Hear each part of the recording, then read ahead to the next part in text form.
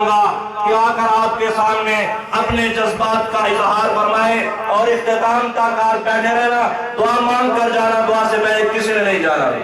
بسم اللہ و محمد اللہ و مسلی و مسلمہ اما بعد، ہم ملک پاکستان کے بنانے والے ہیں اور یقیناً ہم ہی نے اپنے بنائے ہوئے ملک کو بچانا ہے۔ اس کی سب سے بڑی مثال مولانا حماد اللہ صاحب کا اٹیک اور اس کے بعد کی صورتحال ہے۔ یہ کہہ رہے ہیں ایک گملہ نہیں ٹوٹا، گملے میں لگے ہوئے پودا بھی نہیں اکھڑا۔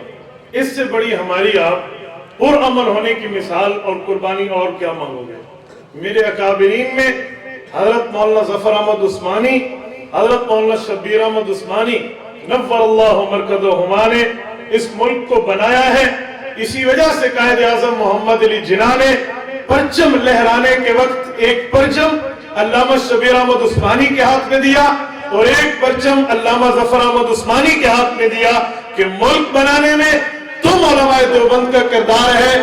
آج جب پرچم لہرانے کی باری آئی ہے تو آپ ہی پرچم لہراؤ، اور جب باقی پاکستان دنیا سے رخصت ہوئے ہیں ان کی وصیت کے مطابق ان کا جنازہ بھی علماء دیوبند نے پڑھا ہے۔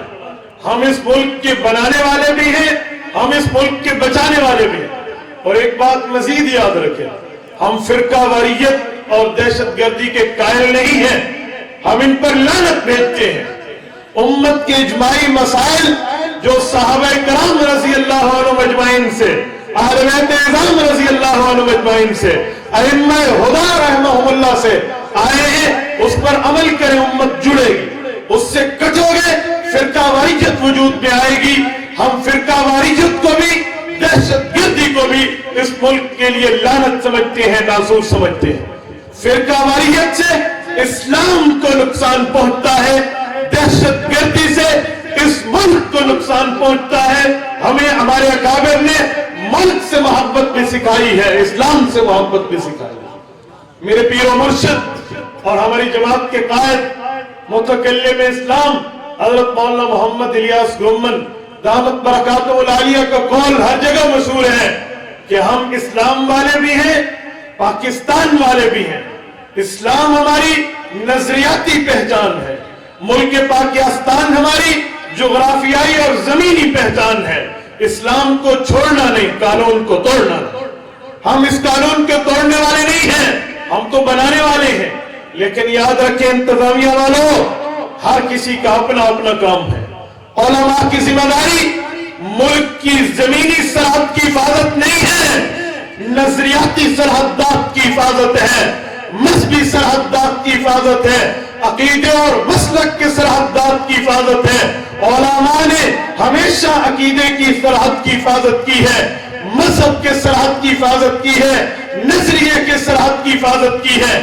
ملک کے ادارے، سیکورٹی فورسز، چاہے وہ آرمی ہو، چاہے وہ پولیس ہو یا خفیہ ادارے ہو، ان کا کام زمینی سرحد کی حفاظت ہے۔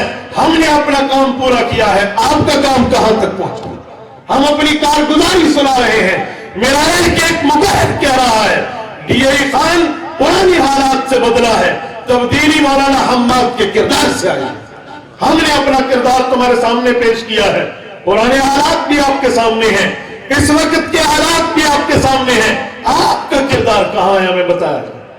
مولانا حماد اللہ کو 2 بار اٹیک ہونے کے باوجود نمبر دے رہے ہیں اور ڈی پی او کی ٹیبل پر رکھ رہے ہیں۔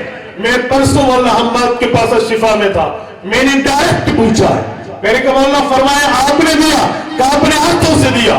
مجھ سے انتظامیہ نے وعدہ کیا آپ پر امن رہے، کچھ نہ کہیں، میری ذمہ داری ہے، میں اس بندے کو نقاب سے باہر لاؤں گا، بے نقاب کروں گا۔ ہمیں بتایا جائے ڈی پی او صاحب آپ نے اس وعدے پر کتنا عمل کیا؟ وہ نمبر جو قتل کی دھمکی دے رہا ہے۔ اور یاد رکھیں، میرے مولانا سے من فی الافی، منہ پر منہ پوچھا ہے۔ حافظ عبد المجید گل خیل صاحب موجود ہیں، میں نے کہا مولانا بتائیں آپ کو دھمکی پشتو زبان میں آئی ہے، اردو زبان میں آئی ہے، سرحدی زبان میں آئی ہے، کس زبان میں آپ کو دھمکی والے نے گفتگو کی ہے؟ مولانا فرمانے لگے ڈیرہ کی سرحدی میں اس نے بول کے مجھے دھمکی دی ہے۔ ابھی آپ نہیں پہچانتے، ابھی آپ کو نہیں پتا کس زبان میں کس لہجے میں گفتگو کر رہا ہے؟ مولانا کہہ رہے ہیں ڈیرہ کی سٹی کی سرحدی سریکی بول کے اس نے مجھے دھمکی دی ہے اور گالیاں بھی دی ہے. یاد رکھیں یہ کب تک برداشت ہوگا, کب تک برداشت ہوگا؟ اور پھر انتظامیہ کو دے رہے ہیں. ہم قانون ہاتھ میں نہیں لے رہے, ایک گملہ ایک بوٹی ہم نے نہیں توڑی, آج پہلا اقدام ہے. اس کا کیا معنی کہ سب کچھ ہم برداشت کرتے چلے جائیں؟ کیا اس ملک میں اقلیت والا معاملہ ہمارے ساتھ ہو رہا ہے؟ یہی اکثریت ہے.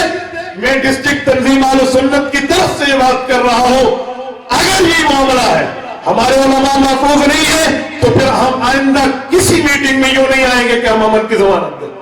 ہم اپنے نوجوانوں کو کنٹرول کی بات والی بات نہیں کرتے.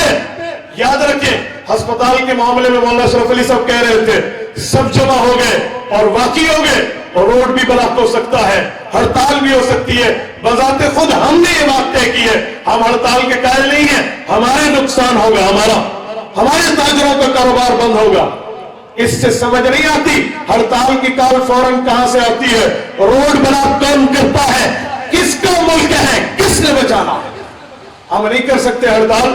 مجھے پرانے حالات یاد ہیں, حاجی اسلام الدین صاحب موجود ہیں, مجھے وہ وقت بھی یاد ہے جب ہم کہا کرتے تھے فلاں بندے دکانیں نہ کھولے اور فلاں کھول کے دکھائیں.